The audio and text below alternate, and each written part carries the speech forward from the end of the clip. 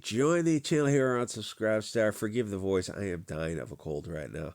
So Dan, gamma radiation, Slott, touching grass, and yikes, my guy. Some people live on Twitter, and you can tell, and they really shouldn't live on Twitter. I don't know what else he's doing, but he spends way too much time on Twitter. People get on Twitter too much. They have a kind of funk about them where they get up in their heads too much. They take everything seriously, and they have to respond to every little comment. And usually, when people have a healthy relationship in Twitter, they kind of realize, oh, you don't have to respond. You can say your piece, and then you just move on. You don't even need to mute or block. You just move on. You just don't, or you can mute the thread. You just don't have to respond to people. But Dan Slott's in his 50s or 60s, and for some reason he still hasn't learned that. It's just kind of weird.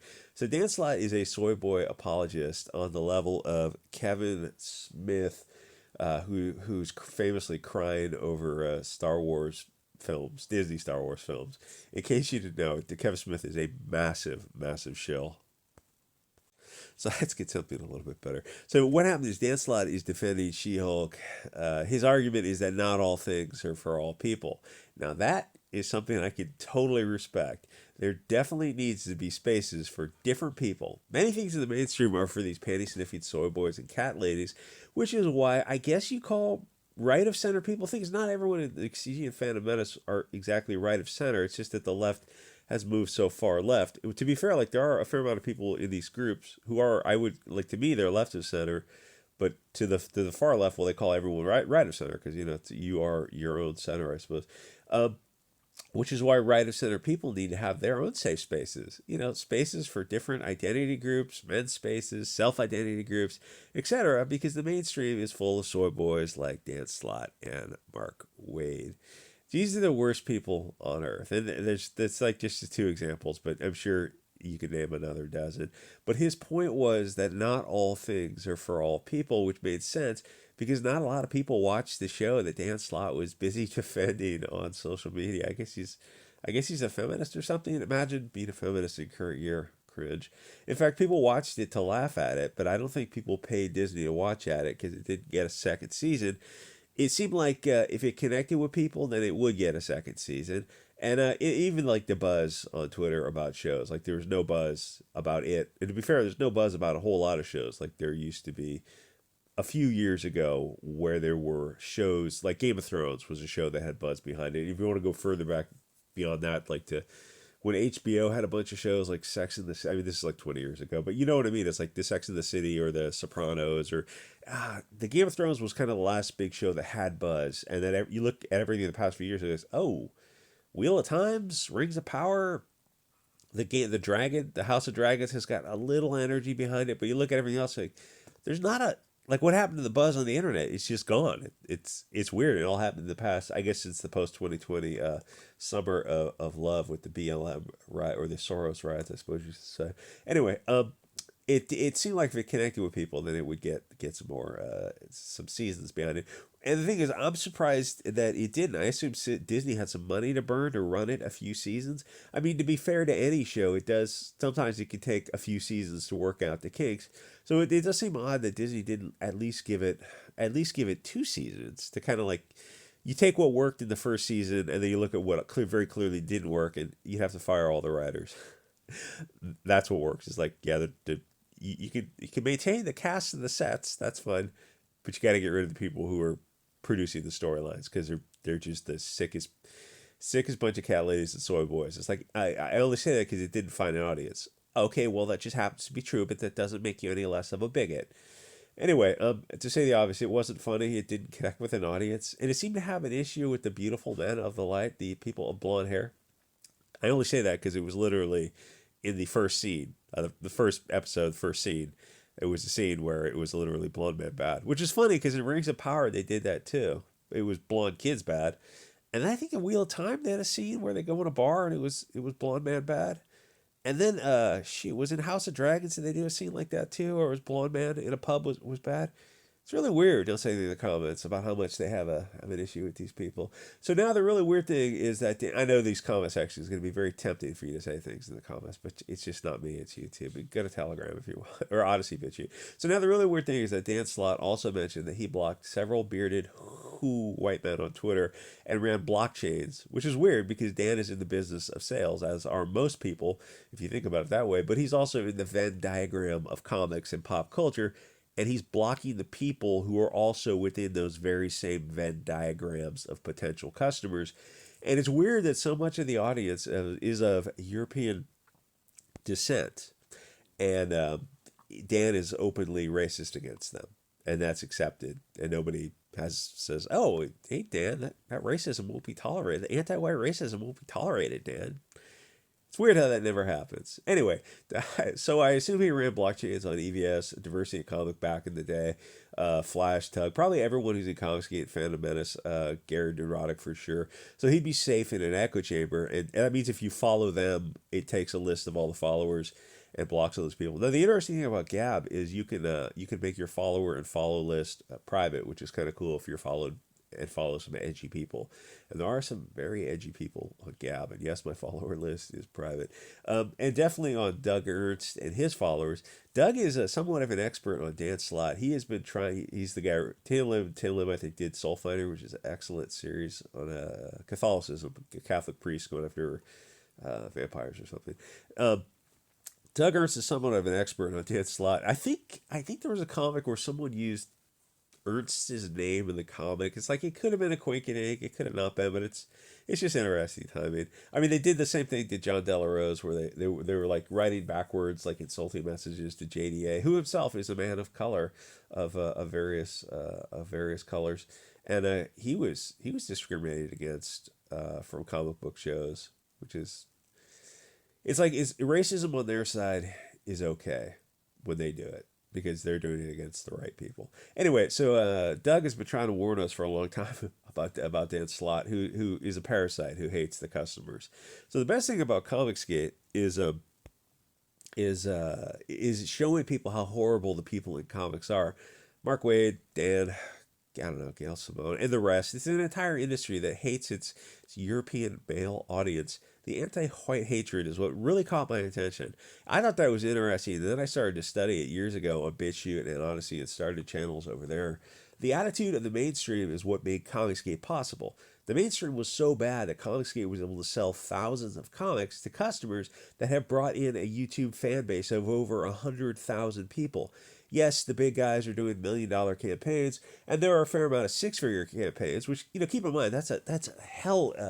that's very impressive to be able to sell something online, this independent Comicsgate network, and hit over six figures. It's even more impressive if you could do like 2 of those campaigns a year, which seems to be in the realm of possibility. But the thing is, there are also a lot of small campaigns that people are just getting their projects started. These aren't they're not exactly pure businesses. These are artistic endeavors. It's a little bit different. Comicsgate is giving people an opportunity to create their own stories and publish them. The left wing, who poisoned the well with a few bad apples, say that, oh, you should disavow all of Comicsgate and sell using the left wing network on YouTube and Twitter. Like, okay, would they be welcoming to John Malin if he wants to go be interviewed on, I don't know, Drink and Draw, if that's even around anymore, or Word Balloon, who gets 30 people in his audience? Like, would they be willing to do live streams with John Malin? And if they did, how many comics would Word Balloon and John Malin be able to sell? What would that translate into sales? He'd get 2 sales. Okay, well, that's not going to work. You need a network. And the thing is, why must Comicsgate disavow other people in a very loose network? And why don't you apply that standard to every other group on Earth? I'm not going to give any examples, but you know what I'm talking about. It's like they never do that to any other group except groups that people like you and I are involved in. We have to disavow everyone. It's like, well, I'm not going to disavow that unless you disavow these other groups, and obviously I'm not going to name them, and neither are you on YouTube, because that will be the last episode you do on YouTube. But you know where I'm going with that. Mainstream comics also had members, no pun intended, like Mags and Michelle Perez, threaten violence, or others who were sexually harassing women at conventions. Robbie Rodriguez and others were harassing both women and men. I believe some of them were threatening Cecil, peace be upon him. When I was on Twitter, I saw 3 open deletion threats against EVS, who, keep in mind, is just a fat, bald old guy selling comics from his basement from New Jersey. I don't know. I was thinking Kevin Smith when I think of New Jersey. I don't know if he moved to Florida yet, which is like everyone on the right wing is going to be moving to Florida. My own buddy just moved there. I'm eyeballing it myself now. Anyway, so he's just a guy selling comics, but they literally said they wanted him removed from this mortal coil. Like literally, I personally saw three deletions. One was kind of a loose stochastic term, like can't someone just delete him? And it was coming from this kid who was like, I don't know if he's under 18, but he was under 20. It's like, do you know what stochastic terrorism is? It's like you're sending that message out in the world for so like everyone who's loosely associated with CG can't go to cons. Like I don't even know if they have cons anymore because of the Wu-Flu, but like because there would be a very real threat of violence at these cons. Like so, oh, your comics you have to go to a con. It's like everyone's strapped up with a little 380 or something. So in the world of comics, even though EVS has all the gun guys in the audience are laughing at the 380, even though EVS has sold millions of cyber, hey, it's better to have something small than have nothing at all. Even though EVS has sold millions of Cyberfrog, he's still a very small-time guy making comics and running a YouTube channel. He's making comics that you don't have to buy. He's not putting a gun to your head saying you have to buy this Cyberfrog comic or this toy, and does a pop culture show on YouTube. That again, nobody is forcing you to watch YouTube. You can just click see less from this channel. You could just block him. It's not a big deal unless you want to self-involve yourself with it. And you know, I see some bickering. I was on Odyssey and Tristan's thing came up, and she was like bickering with EVS over, and I said all I could think of like, why are you involving your like you don't have to have anything to do with CG if you don't want to. And I like Tristan a lot, though I mean her. I have a different opinion on comics and movies, so like on every single opinion. But I mean, she's entitled to her opinion. But like, I don't understand people who just go looking for trouble. Is what I'm trying to say. Now, here's the difference between the beginning of Comicsgate, and this cold is killing me, and the anti-Comicsgate movement of these panty-sniffing soy boys. Comicsgate was responding to public, well-known characters that have been around for 70 years. People have a connection to the characters. They're intertwined, intermeshed with the pop culture for since post-war. Comicsgate is different. The soy boys and cat ladies don't watch the YouTube channels. They don't buy the Comicsgate comics. Why would they? Though there are, like in the beginning, there were some of these soy boys who would screen record like 4 hour, 5 hour, 6 hour plus Comicsgate live streams. They would screen record all that, save all the stuff to their hard drive, so they could put clips on Twitter about somebody saying something a little politically incorrect. But like they're coming to the YouTube channels, and I mean, imagine doing that. I wouldn't go to BreadTube or some far left channels. I briefly investigated some of those left wing channels. I looked at them like I couldn't watch 20 minutes of this, and to do what? To make a video go, oh, I disagree with these far left wing opinions, but ultimately I respect and will defend their right to say it. And you look at the left, like, so you guys defend our right to say our opinions too? No, we don't. Okay, then I guess that game theory 101, we can't defend your right to say it either. Like principles only work when everyone's kind of on board. It's like a unified group of people. Anyway, my point is that these people are involving themselves in Comicsgate. Comicsgate is not and will never be in the mainstream. There's no reason for them to run these anti-Comicsgate group. There's no benefit for them. They are the meme of these little guys defending the billion-dollar companies. They do that now with Elon Musk whenever somebody tries to defend, give him like the people who hate on Elon for no reason are the people who hate on Trump for no reason. It's like if you can point to concrete things, you'll get It's like where exactly he made Twitter run a little bit faster, and that seems to be, and he freed up the speech a little bit, and that's kind of the only noticeable difference. Oh well, like South Africa or like something, his parents or like whatever. Anyway, so when I was younger, the left wing was totally in support of small independent businessmen. Now that has changed. The new left wing is defending CNN, Disney, Marvel, and DC. And when a small group of guys, mostly family men, want to become indie businessmen, suddenly the left wing is calling them Hugo Boss.